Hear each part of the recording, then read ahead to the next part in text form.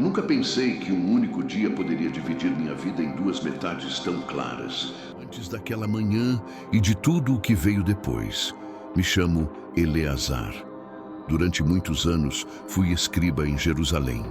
Meu ofício era copiar a lei, traçar cada letra com precisão sobre o pergaminho, guardar as palavras antigas como se fossem fogo sagrado entre meus dedos. Eu acreditava conhecer a vontade de Deus porque conhecia os textos de memória. Sabia onde estava cada mandamento, cada proibição, cada advertência. O que eu não sabia era o quanto me faltava para entender o coração daquele que havia dado a lei. Eu compreendi, ou comecei a compreender, no dia em que uma mulher foi arrastada entre gritos e poeira, empurrada por mãos que tremiam de indignação ou de ódio. Naquele dia, a praça do templo se encheu de pedras, e eu, que tinha as mãos acostumadas à tinta, estive a um passo de lançá-las também. Aquele amanhecer era como tantos outros em Jerusalém. O sol ainda não aparecia totalmente sobre os telhados das casas, e a cidade tinha aquele cheiro misturado de fumaça de lenha, pão recém-assado e animais despertando. Eu caminhava com minha caixa de pergaminhos debaixo do braço, repetindo mentalmente um salmo que havia copiado na noite anterior. Era minha maneira de começar o dia, lembrando de Deus com palavras alheias. Nos últimos meses, no entanto, algo começava a me inquietar. Os fariseus, os mestres da lei, falavam muito de um homem da Galileia que ensinava nas sinagogas e nas praças, um que curava doentes e dizia coisas estranhas sobre Deus. Uns o chamavam de profeta, outros o consideravam perigoso. Eu, como escriba, devia estar do lado de quem defendia a tradição. Assim eu tinha aprendido. No entanto, no fundo do meu peito havia uma curiosidade incômoda. Que classe de homem podia despertar tanto amor e tanta raiva ao mesmo tempo? Naquela manhã, me disseram que ele estaria ensinando no templo. Jesus de Nazaré o chamavam. Fui, não por devoção nem por admiração. Fui porque um escriba tem que saber o que dizem aqueles que ameaçam a ordem. Isso eu repeti a mim mesmo enquanto apertava a caixa de pergaminhos contra o peito. Mas, na realidade, fui porque precisava ver com meus próprios olhos o que meus ouvidos não conseguiam entender. O pátio do templo já estava cheio. Homens, mulheres, anciãos, crianças, alguns se sentavam no chão, outros se apoiavam nas colunas. Havia inclusive quem ficasse a certa distância, fingindo que não se importava, mas sem ir embora. Jesus estava sentado também sobre uma pedra baixa, como se fosse mais um. Não tinha o ar solene dos mestres que eu conhecia. Suas vestes eram simples, sua barba comum. A única coisa diferente eram os olhos. Não pareciam estar acima de ninguém, mas também não abaixo de ninguém. De alguma forma inexplicável, olhava para cada pessoa como se fosse a única ali. Fiquei atrás de um grupo de homens, o suficientemente perto para ouvi-lo, o suficientemente longe para sentir que ainda podia julgá-lo. Falava do reino de Deus como se falasse de algo próximo, não como um conceito distante, reservado apenas aos melhores. Falava de uma luz que vinha ao mundo, de gente que vivia em trevas sem saber. Falava de um pai, não apenas de um juiz. Suas palavras me incomodavam e ao mesmo tempo me atraíam. Quis me irritar, quis encontrar erros, contradições, mas antes que eu pudesse ordenar meus pensamentos, um ruído ao fundo rompeu a calma. Gritos, passos apressados, uma multidão avançando como uma onda de poeira. Um grupo de fariseus e mestres da lei vinha em direção a Jesus, arrastando uma mulher pelo braço. Seu cabelo estava desordenado, seu manto meio caído, os pés descalços, cheios de terra. Ela tentava se cobrir, mas as mãos dos homens não lhe davam tempo. "Para o lado!" gritou um deles. "Abra um caminho!" As pessoas se abriram, curiosas, nervosas. Eu fiquei imóvel. Senti algo pesado no estômago, como se o ar tivesse ficado espesso de repente. Não era a primeira vez que via uma cena assim. Jerusalém havia se acostumado à vergonha pública dos outros. Havia algo perverso e cômodo em olhar o pecado alheio. Nos fazia sentir menos miseráveis, menos culpados. A empurraram até o centro, frente a Jesus. "Mestre", disse um dos fariseus com uma voz carregada de veneno respeitoso, "esta mulher foi surpreendida no próprio ato de adultério." Ao pronunciar a palavra adultério, a cuspiu quase como se a boca se contaminasse. A mulher manteve a cabeça baixa. Sua respiração era agitada, seus ombros tremiam. A vergonha tem um idioma que não precisa de tradução. Eu o entendi ao ver. Se você gosta de histórias comoventes, fique comigo porque esta tocará sua alma. Não esqueça de se inscrever no canal, dar um like e comentar para receber mais histórias cativantes como esta. Agora voltemos à história. Não sabia quem era nem de onde vinha, mas reconheci em seus olhos algo que alguma vez havia visto no espelho. Medo de ser visto tal como se é. O fariseu continuou: "Na lei, Moisés nos mandou apedrejar tais mulheres. E tu, o que dizes?" Houve um silêncio. O que os fariseus não disseram em voz alta, mas todos sabíamos, era isto: não lhes importava realmente a mulher. Não lhes preocupava a dor, nem o pecado, nem a restauração. Ela era um instrumento, um experimento cruel. Queriam armar uma cilada para Jesus. Se dissesse que não a apedrejássemos, estaria contradizendo a lei de Moisés. Se dissesse que sim, perderia a fama de misericordioso e compassivo que havia conquistado entre o povo. Eu olhava para uns e para outros. Nos fariseus via olhos ansiosos por um erro. Na multidão, olhos ansiosos por um espetáculo. Na mulher, só via terror. E em Jesus, via algo que não soube nomear naquele momento. Nem raiva, nem pressa, nem medo. Parecia que a cena o atravessava e ao mesmo tempo vinha de longe, como se já conhecesse o desenlace. Não respondeu. Se inclinou até o chão. Houve um murmúrio confuso. Alguém ao meu lado sussurrou: "O que ele faz?" Jesus estendeu a mão e começou a escrever com o dedo sobre o pó. Seu gesto era tranquilo, quase terno. Desenhava ou escrevia como uma criança que brinca na areia, mas seu rosto estava sério, concentrado. Eu, escriba profissional, acostumado à firmeza do cálamo sobre o pergaminho, senti uma pontada estranha. A lei que eu copiava com tanta solenidade era agora traçada por um dedo na terra. Aquilo me escandalizou mais que a presença da mulher. Os acusadores insistiram: "Mestre, o que dizes?" Repetiam: "Moisés nos mandou apedrejar tais mulheres. E tu?" Jesus se endireitou lentamente. Seu olhar percorreu os rostos que o rodeavam. Por um momento tive a impressão de que seus olhos se detiveram um segundo a mais nos meus. Senti vergonha sem saber por quê. Então falou: "Aquele dentre vós que estiver sem pecado, seja o primeiro a atirar a pedra contra ela." Suas palavras não foram um grito. Não fez um discurso longo. Não explicou a lei. Não buscou convencê-los intelectualmente. Só disse isso. E o silêncio que se seguiu foi mais barulhento que todos os gritos anteriores. Eu tinha uma pedra aos meus pés. Não a tinha pego ainda, mas sabia que estava ali. Era fácil imaginar minha mão se abaixando, fechando-se em torno dela, sentindo seu peso, lançando-a para defender a honra da lei.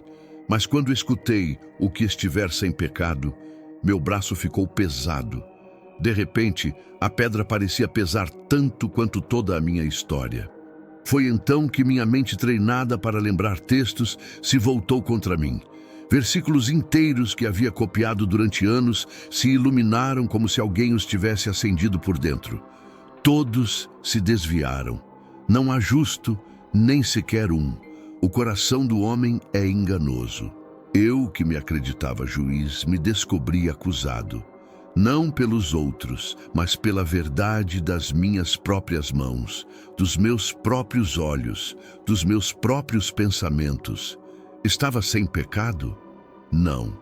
Nem em segredo, nem em intenção, nem em omissão. Jesus se inclinou de novo e continuou escrevendo no pó. Alguns dizem que escreveu os pecados dos presentes, outros que traçou versículos da lei. Eu não sei o que escreveu. Estava ocupado demais olhando para dentro de mim mesmo. O que sei é que cada traço seu parecia abrir fendas na nossa dureza. O primeiro a ir embora foi um ancião. Eu o vi à minha direita.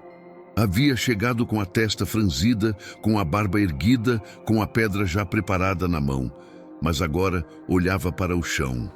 Respirava fundo, como quem engole uma verdade amarga. Soltou a pedra. O som foi seco, brutal, muito mais real que qualquer argumento. Deu a volta e se foi, depois outro e outro.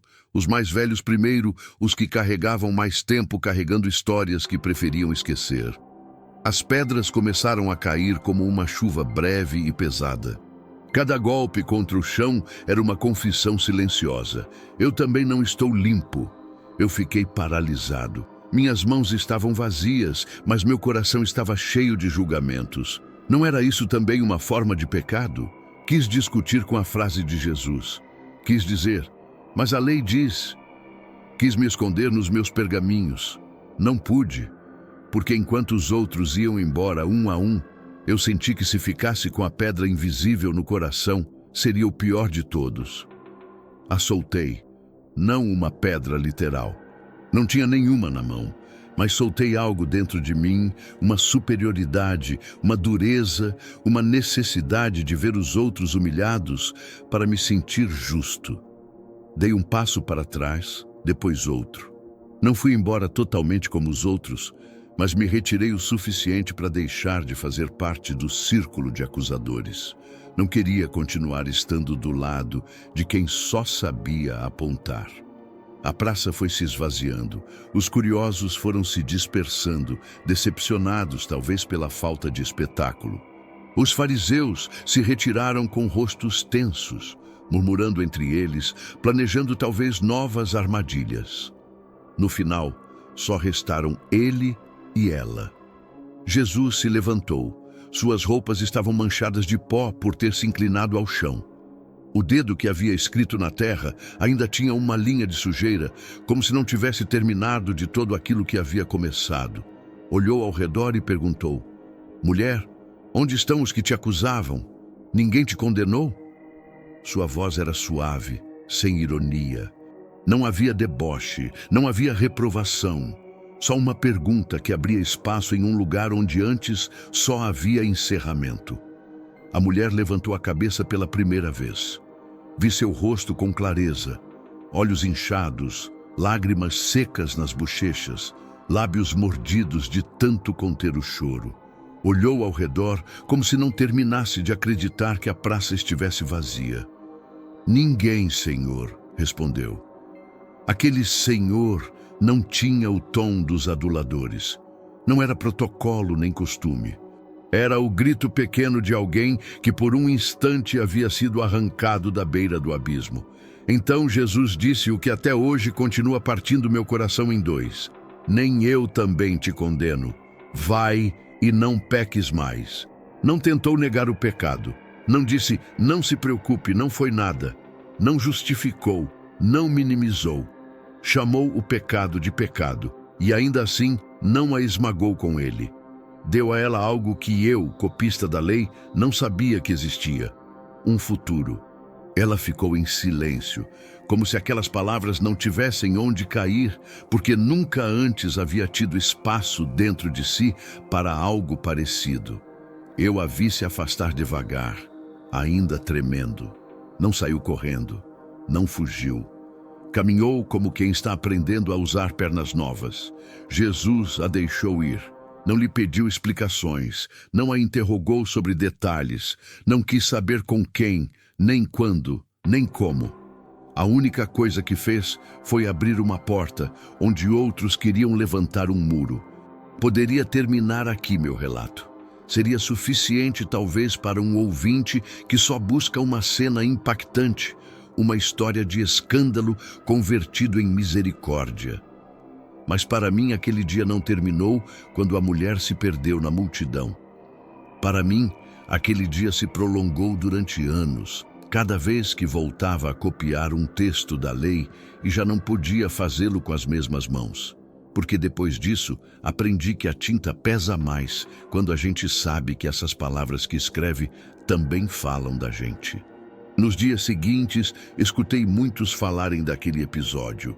Uns diziam, Jesus é perigoso. Se começa a perdoar pecados assim, as pessoas farão o que quiserem. A lei perderá a autoridade. Outros diziam, e onde estava o homem? Se a surpreenderam em adultério, não pode ter pecado sozinha. Porque trouxeram só ela? Eu não disse nada.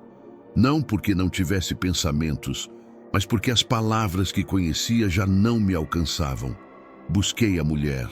Não por curiosidade mórbida, mas por uma estranha necessidade de saber se a misericórdia que havia recebido era real, se podia sustentá-la ou se quebraria com o tempo. A encontrei alguns meses depois em uma rua próxima ao mercado.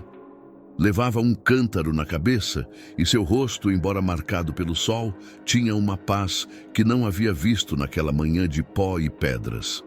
Duvidei em me aproximar. Que direito tinha eu, um dos que havia estado disposto a vê-la morrer, a me intrometer agora em sua nova vida?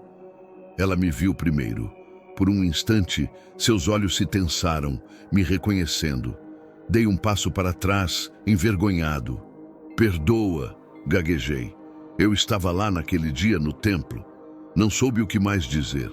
Esperava reprovações ou que se afastasse, mas ela respirou fundo e, para minha surpresa, se aproximou um pouco mais. Eu também estava, respondeu com um brilho irônico e triste no olhar. Sorriu apenas. Quer água? Perguntou apontando o cântaro.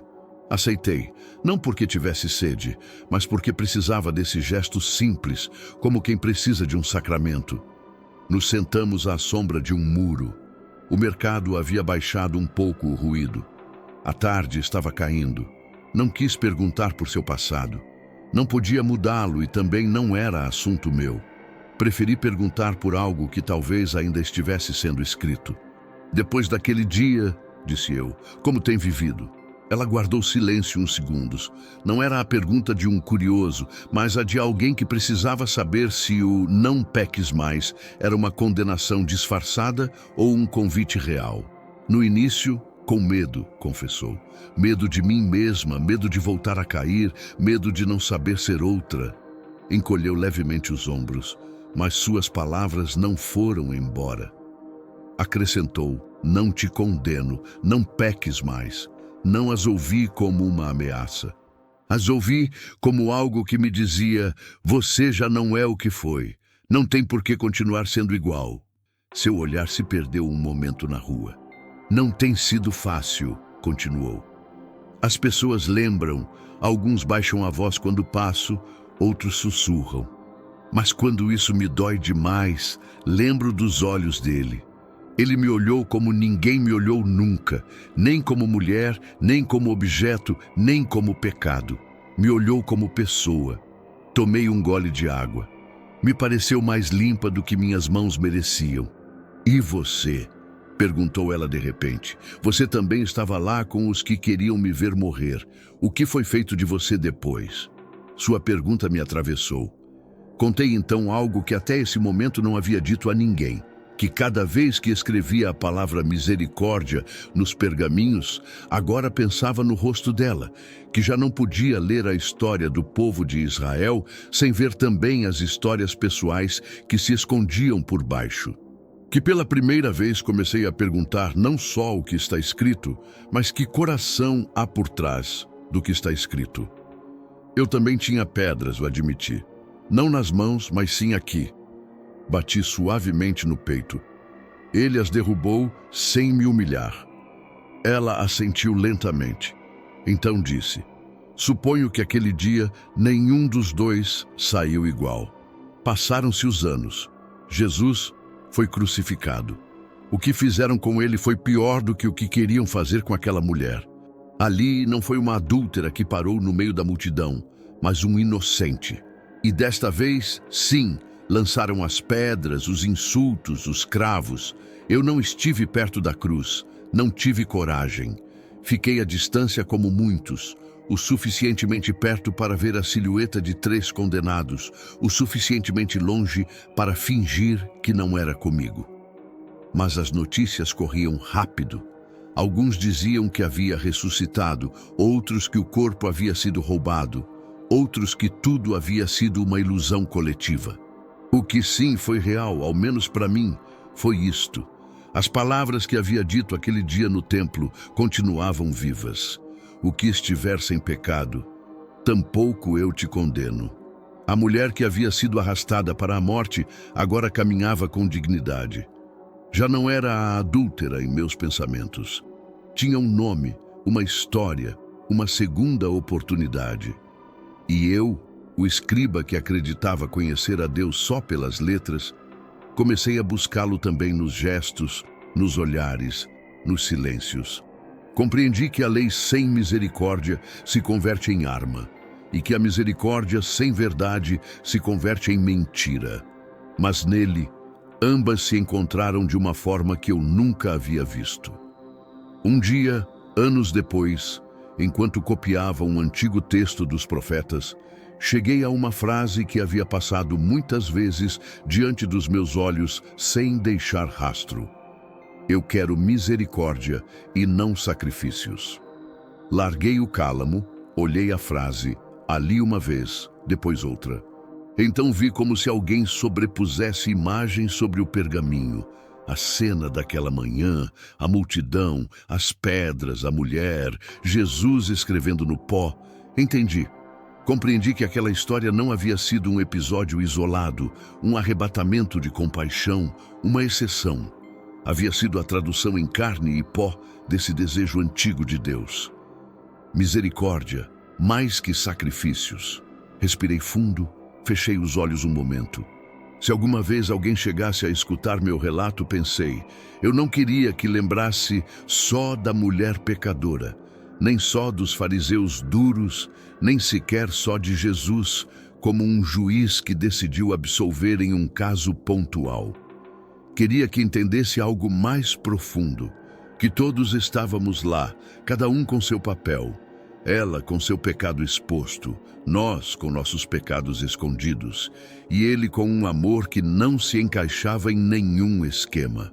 Queria que soubesse que há histórias que começam com vergonha e terminam com dignidade, que há vidas que o mundo dá por perdidas, mas que Deus ainda olha com esperança, que há frases que, quando são pronunciadas pela boca correta, abrem caminhos onde antes só havia muros. Tampouco eu te condeno, vai e não peques mais.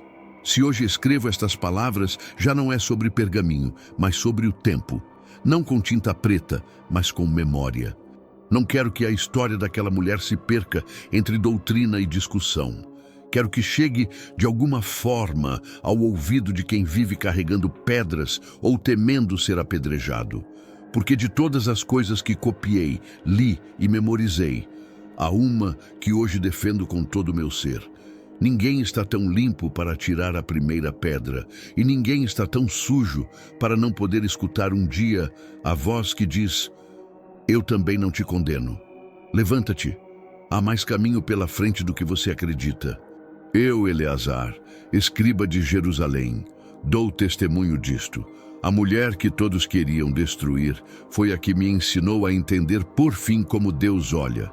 E desde aquele dia, cada vez que a vejo passar por uma rua qualquer, levando um cântaro, falando com outras mulheres, sorrindo de vez em quando, penso: a lei sem amor teria feito com que sua história terminasse em uma chuva de pedras. O amor, sem negar a verdade, a transformou em algo que nenhum pergaminho saberia conter de todo. Por isso, quando minha mão treme sobre a tinta, quando sinto a tentação de escrever palavras como se fossem armas, lembro dos olhos dela se levantando do pó e os dele inclinados em direção a ela. E rogo em silêncio que nunca mais use a tua lei para matar, mas para lembrar que tu escreves, inclusive no pó, novos começos para quem já não esperava nenhum. Porque no final, a maior surpresa daquele dia não foi que uma mulher saísse viva de uma sentença de morte. A maior surpresa foi descobrir que Deus, em lugar de lançar pedras do céu, se agachou para escrever na terra. Passaram-se muitos meses depois daquele dia e Jerusalém seguiu seu curso como se nada tivesse ocorrido. A vida não se detém para meditar sobre a misericórdia, não a cidade ao menos. Mas eu sim me detive. Era como se cada passo meu tivesse se tornado mais consciente, mais pesado, mas também mais verdadeiro. Os escribas e fariseus murmuravam cada vez mais sobre Jesus, que enganava o povo, que violava a lei, que desafiava o templo, que se acreditava filho de Deus. As palavras se tornavam facas e as facas buscam carne. Eu os escutava, mas já não com a mesma convicção de antes. Dentro de mim havia uma pergunta que ardia sem se apagar. Como pode ser inimigo de Deus alguém que libertou uma mulher que todos queriam destruir? Meus amigos, se é que se podia chamá-los assim, diziam que eu estava confuso, que esse Galileu me havia enfeitiçado, que sua compaixão era fraqueza disfarçada. Mas a fraqueza não transforma vidas, a compaixão vazia não muda olhares. E eu tinha visto essa mulher ressuscitar em um só dia, sem necessidade de morrer. Não podia ignorar. Um dia, enquanto copiava uma passagem de Isaías, escutei passos suaves atrás de mim. Eleazar. Reconheci sua voz antes de virar. A mulher estava lá, segurando um pequeno pacote embrulhado em tecido. Seu rosto estava mais tranquilo, suas mãos mais firmes, seu andar mais seguro. Já não parecia uma sombra temerosa, era uma mulher reconstruída. Não quero interromper, disse, mas precisava te agradecer. Me desconcertou. Me agradecer? Perguntei. Eu não fiz nada. Sim, respondeu. Porque não ficou naquele círculo, porque soltou sua pedra, ainda que ninguém mais visse. Dei um suspiro. Não sei se fiz por misericórdia, admiti. Talvez foi só medo ou vergonha. Ela negou suavemente. Às vezes o temor também é mestre. O importante é o que veio depois. Então me estendeu o pacote. É pão, explicou. Fiz esta manhã. Não é pagamento, é gratidão. O peguei surpreso pela simplicidade do gesto. Em minhas mãos, aquele pão morno pesou mais que qualquer pergaminho. Obrigado, sussurrei. Fixei-me em seus olhos. Já não estavam quebrados, estavam vivos. Como se chama? Perguntei por fim. Ela sorriu como quem revela um tesouro. Miriam. Esse nome se cravou na minha memória como fogo. Já não seria a mulher adúltera em meus pensamentos. Seria Miriam, filha de alguém, irmã de alguém, amada por Deus. Com o tempo, começamos a nos cumprimentar no mercado, nas ruas estreitas de Jerusalém, perto do poço onde as mulheres iam cada manhã. Nunca falamos do passado, não porque fosse tabu, mas porque já não era necessário. O que havia ficado para trás não precisava ser revivido para que ela seguisse em frente. Ela começou a trabalhar, limpando uma casa perto do bairro dos pescadores e, às vezes, assava pão para vender. Eu a via conversar com outras mulheres, sorrir com crianças, cuidar de anciãos. Um dia, a vi defender uma jovem a quem estavam insultando. Miriam se interpôs como um muro.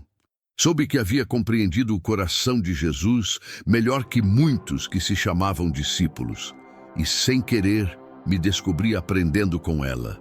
Mas Jerusalém era um vulcão prestes a explodir. E quando chegou a Páscoa, o vulcão entrou em erupção. Prenderam Jesus, o levaram ante o sinédrio, o julgaram a portas fechadas, o golpearam, o acusaram de blasfêmia, o entregaram aos romanos. Eu escutava notícias de um lado e do outro, meu coração se encolhia.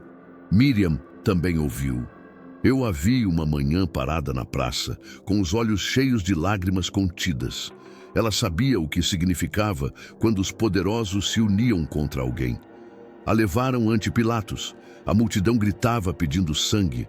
Era como se aquele círculo que uma vez rodeou Miriam agora rodeasse Jesus.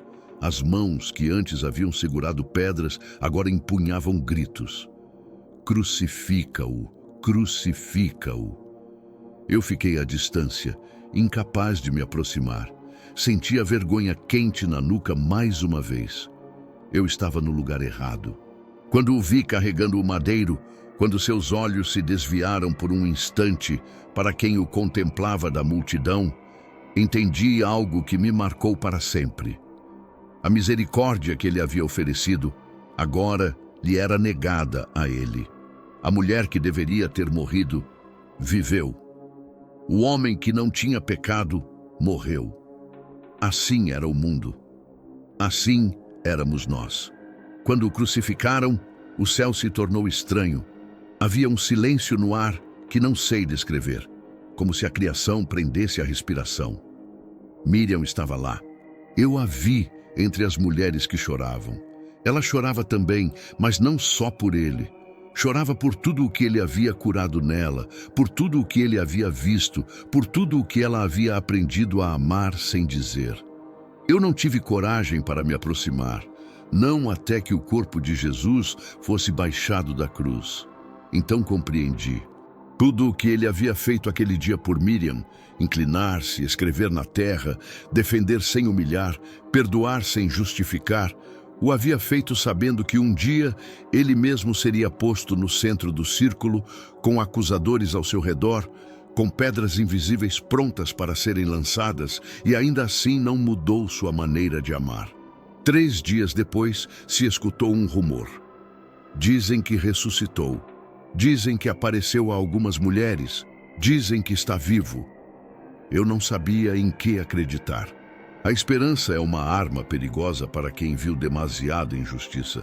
Mas quando uma manhã encontrei Miriam sorrindo de um modo que nunca antes havia visto, sem lágrimas, sem peso, sem medo, soube que algo era certo. Esteve aqui, me disse, não a mim, mas às outras.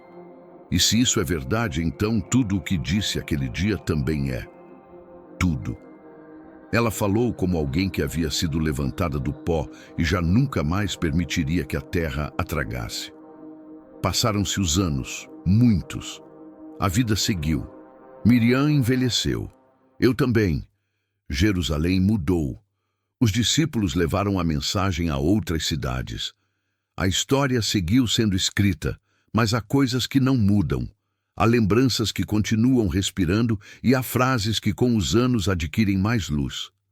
Às vezes, quando caminho pelas ruas ao amanhecer, quando vejo as mulheres irem ao poço, quando escuto os mestres discutirem sobre a lei, quando escrevo com meu cálamo sobre o pergaminho, volto a escutar a voz que deteve o mundo. O que estiver sem pecado, seja o primeiro a atirar a pedra. E depois, eu também não te condeno. Vi reis levantarem impérios, vi exércitos arrasarem cidades, vi escribas como eu discutirem durante dias sobre uma letra em um manuscrito. Vi juízes condenarem sem olhar, vi pecadores se esconderem, vi orgulhosos caírem, vi inocentes sofrerem. Mas nunca, nunca vi algo tão forte como estas 2 frases.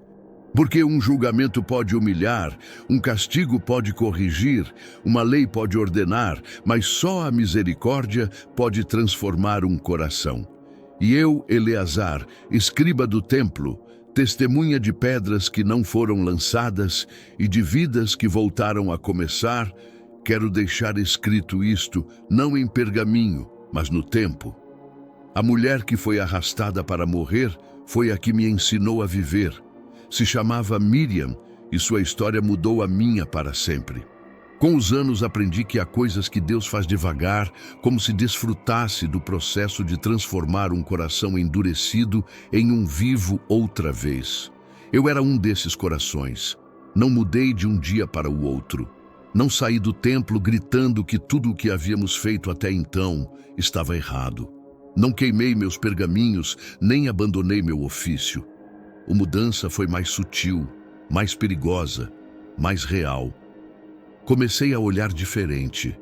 Um dia, tempo depois da crucificação e dos rumores de ressurreição, cruzei com um grupo em uma casa próxima ao bairro dos Artesãos. Se reuniam com frequência, cantavam em voz baixa, compartilhavam pão, falavam de Jesus como se ainda estivesse ali. Os chamavam os do caminho. No início, os observei de longe.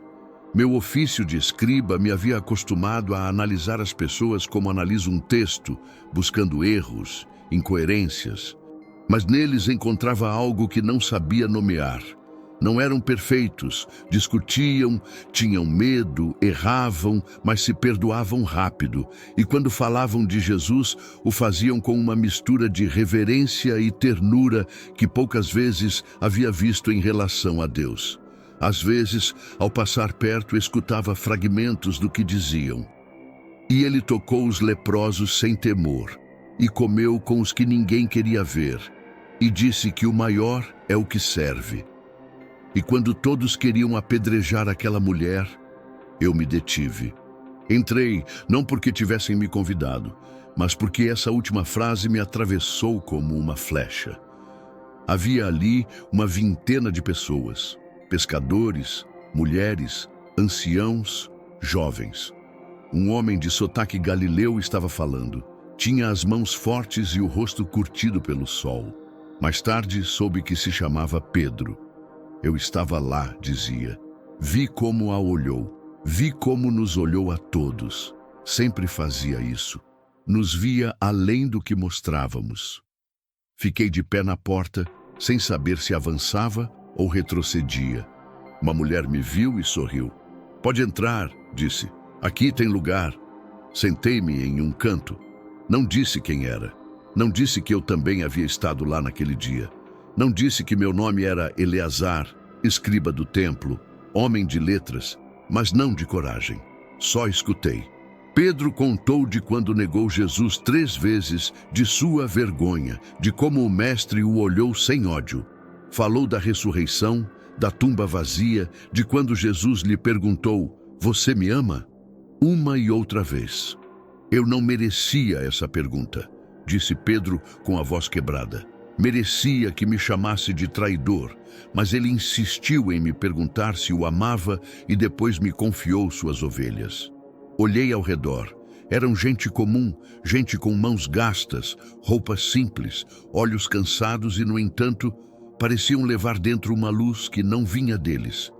Então, de repente, vi um rosto conhecido. Miriam estava sentada entre outras mulheres, escutando com as mãos juntas sobre o colo. Seu rosto não tinha rastro de vergonha, tinha gratidão. Ao terminar, se puseram de pé para orar. Eu não sabia o que fazer. Havia passado a vida rezando de memória, repetindo palavras que outros haviam escrito séculos antes. Eles falavam com Deus como quem fala com alguém presente. Uma mulher disse: "Pai, obrigado por ter nos olhado quando ninguém mais o fez." Outra: "Obrigado pelo teu perdão, por nos dar outra oportunidade." Pedro: "Ajuda-nos a amar como tu amas, a não lançar pedras nem com as mãos, nem com a língua, nem com o coração." Eu fechei os olhos, não por devoção, mas para não chorar.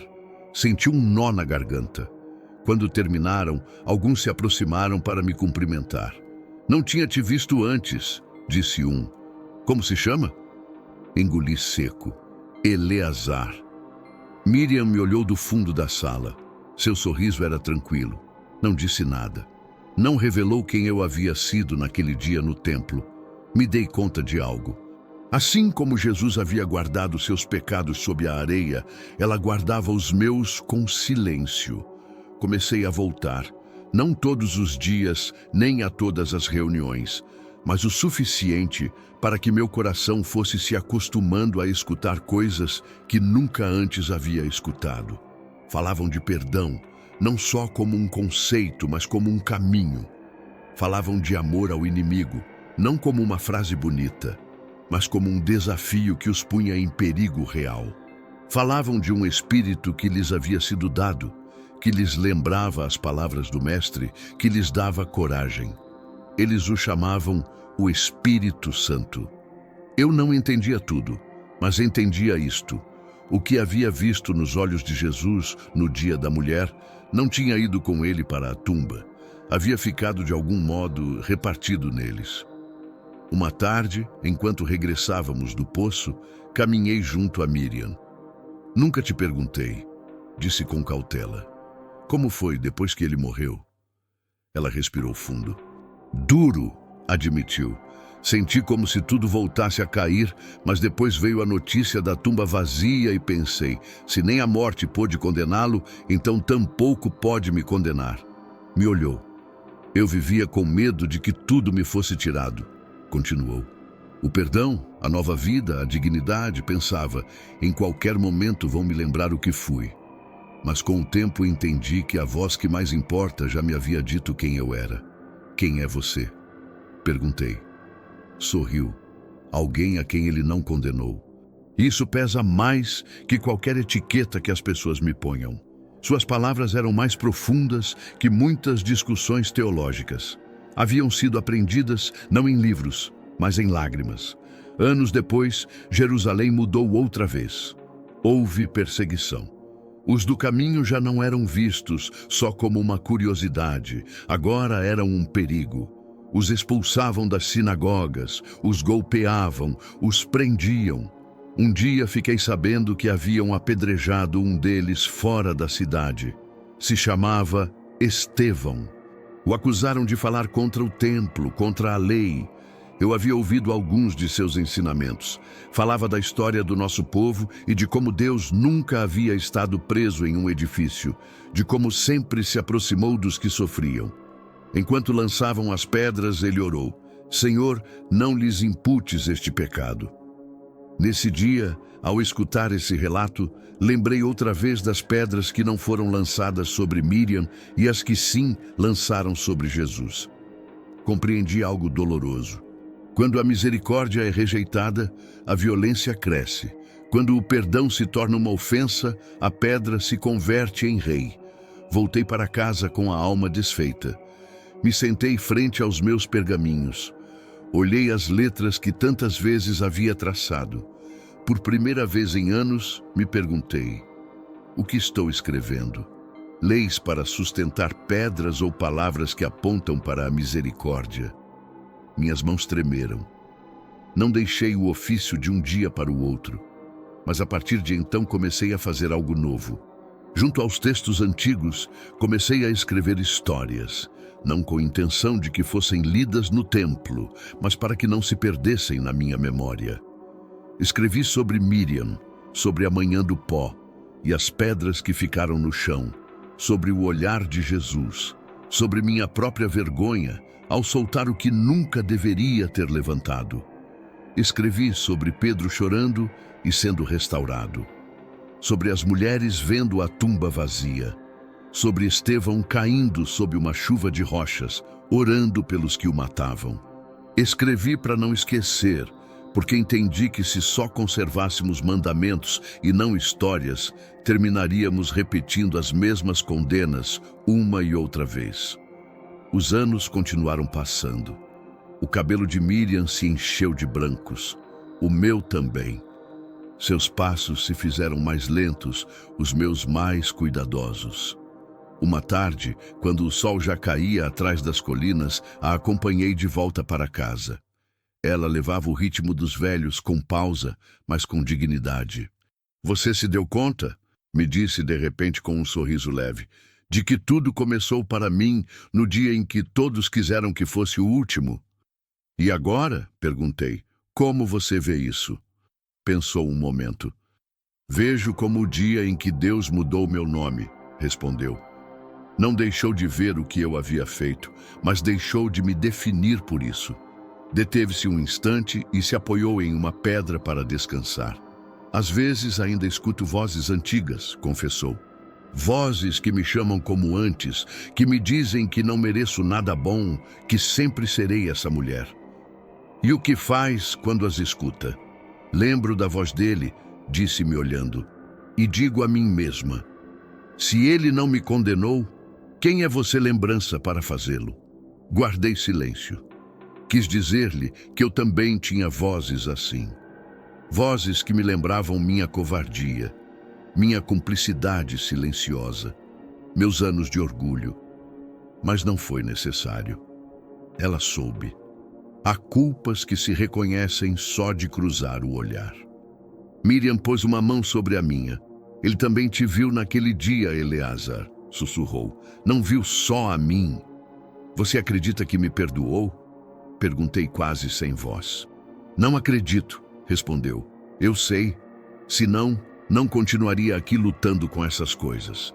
Suas palavras me fizeram mais bem que 1000 sacrifícios. Quando a saúde de Miriam começou a se debilitar, fui visitá-la com mais frequência. Sua casa era pequena, mas ordenada. Em uma prateleira tinha um pedaço de pedra.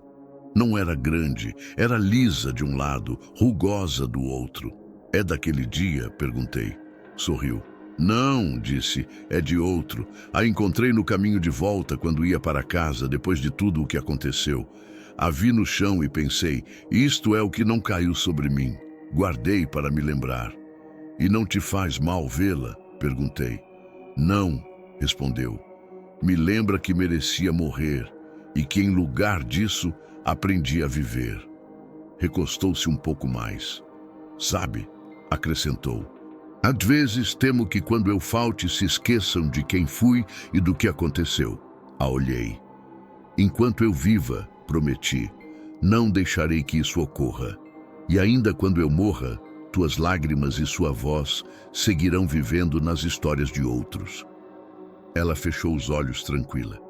Então, já não tenho medo, sussurrou. O dia que Miriam morreu, Jerusalém amanheceu como sempre, com vendedores gritando, passos apressados, discussões nas esquinas.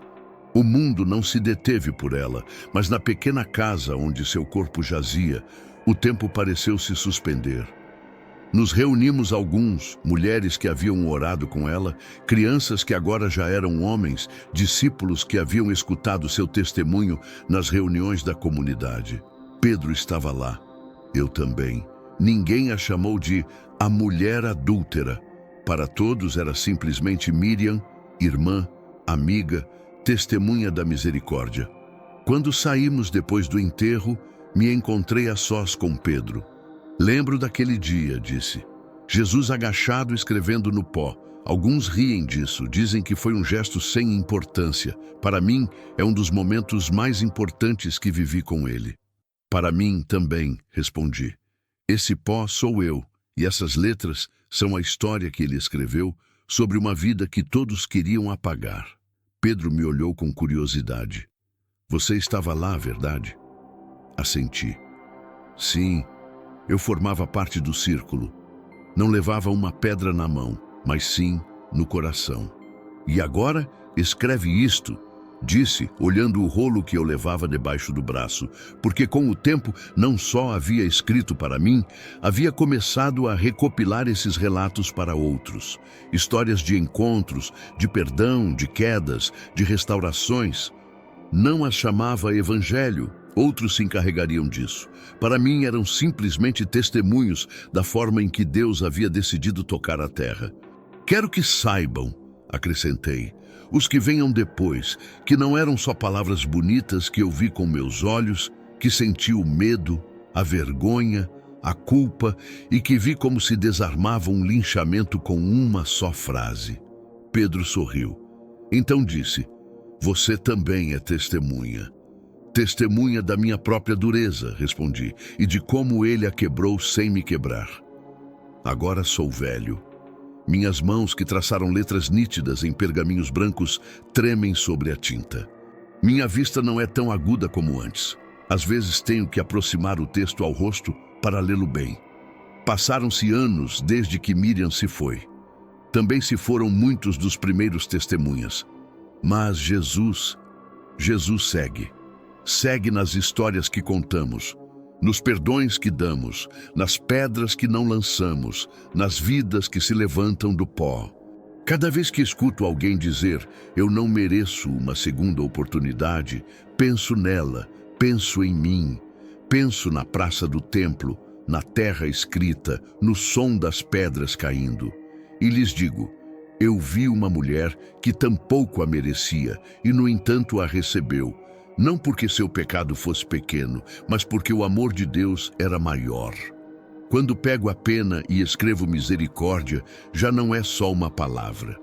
É um rosto, é um nome, é um dia inteiro que partiu minha vida em dois, antes daquele amanhecer e o que veio depois. Copiei muitas coisas em meus anos de escriba. Vi templos cheios, praças abarrotadas, sentenças pronunciadas. Ouvi discursos, debates, acusações. Mas se pudesse deixar só uma coisa escrita para os que venham depois de mim, seria esta: nunca se creia tão justo a ponto de ter direito a lançar a primeira pedra. E nunca se creia tão sujo a ponto de não poder escutar a voz que diz: eu tampouco te condeno. Levanta-te, ainda há caminho para ti. Porque o mesmo Deus que escreveu a lei em tábuas de pedra, um dia se agachou a escrever no pó, para que nenhum de nós esquecesse que a última palavra não a tem o pecado, nem a tem a pedra, nem a tem o acusador. A última palavra tem ele. E essa palavra, quando se tornou carne, se inclinou, olhou para uma mulher que todos queriam matar e decidiu chamar a isso um novo começo.